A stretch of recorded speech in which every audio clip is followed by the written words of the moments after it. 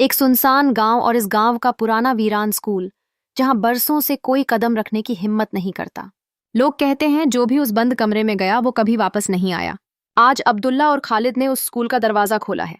अब्दुल्ला, सच में कोई साया है इस स्कूल में? ये आवाज अजीब सी है ना? ये जगह कुछ अजीब है। दोनों धड़कते दिलों के साथ अंदर दाखिल होते हैं। सुना है कोई अंदर गया तो वापस नहीं आया। अब्दुल्ला चुप कर कहता है, अल्लाह! तुमने देखा? खालिद, ये स्कूल का पुराना टाइम टेबल है। अचानक एक दरवाजा जोर से बंद होता है। खालिद ताला खोलने की कोशिश करता है। ये तो अंदर से बंद है। ये तो अंदर से बंद है। अब्दुल्ला, बिस्मिल्लाहिर्रहमानिर्रहीम, बिस्मिल्लाहिर्रहमानिर्रहीम। तभी एक साया जैसी चीज क्लासरूम के पीछे से गुजर जाती है। अब्दुल्ला, कोई था? देखा तुमने? खालिद और वो दोनों झुककर एक पुरानी बेंच के नीचे छुप जाते हैं। कोई खुद लिख रहा है। अब्दुल्ला, अल्लाह की पनाह। खालिद साया को फिर से देखता है। वो वापस आ गया। अब्दुल्ला खालिद का हाथ पकड़कर भावुक हो जाता है। चलो अब यहां से निकलते हैं। दूसरा दरवाजा भी बंद निकलता है। अभी निकलते हैं। खालिद परेशान होकर कहता है, ये भी बंद है, ये भी बंद है। इसी लम्हे एक मेज पर चमकता हुआ कुरान पाक नजर आता है। अब्दुल्ला, वो कुरान पाक! वो कुरान उठाता है।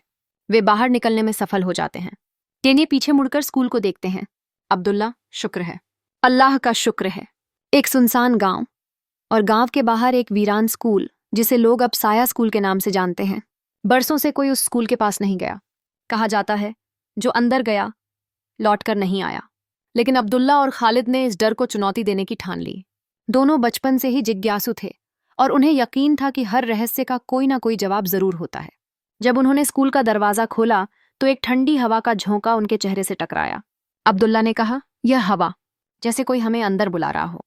खालिद ने देखा, एक पुराना टाइम टेबल दीवार पर अब भी टंगा था, जैसे वक्त वहीं थम गया हो। अचानक एक दरवाजा जोर से बंद हुआ। अब्दुल्ला ने कहा, क्या यह इत्तेफाक था या हमें कोई देख रहा है? वे धीरे धीरे आगे बढ़े। एक आवाज, धीमे कदम, बेंच के नीचे कोई परछाई। खालिद ने देखा, कक्षा की पिछली दीवार पर किसी ने कुछ लिखा था, सच को देखोगे तो बच नहीं पाओगे। डर के मारे दोनों एक पुरानी बेंच के नीचे छुप गए। तभी उन्हें एक मेज पर कुरान पाक रखा दिखा, हल्की सी रोशनी में चमकता हुआ। अब्दुल्ला ने तुरंत कुरान उठाया और दिल से बिस्मिल्लाह पढ़ी, और फिर सब कुछ बदल गया। चारों तरफ का अंधेरा धीरे धीरे उजाले में बदलने लगा। दीवारों पर जमी धूल उड़ने लगी। कक्षाओं में बच्चों की हंसी गूंजने लगी, लेकिन वो आवाजें किसी और जमाने की थीं। खालिद बोला, यह स्कूल कभी बर्बाद नहीं था, इसे किसी ने बर्बाद किया। कुरान को पकड़ते ही स्कूल का असली सच सामने आया। वो दरवाजा जो बरसों से बंद था वह खुल गया और एक पुराना रजिस्टर मिला जिसमें उस आखिरी दिन की दास्तान लिखी थी। यह स्कूल बंद नहीं हुआ था, इसे एक जलन ने खत्म कर दिया। एक शिक्षक की रूह अब भी इंसाफ चाहती है। अब्दुल्ला और खालिद ने वह रजिस्टर गांव के मौलवी को सौंपा। मस्जिद में दुआ हुई और उस दिन के बाद स्कूल का साया हमेशा के लिए मिट गया।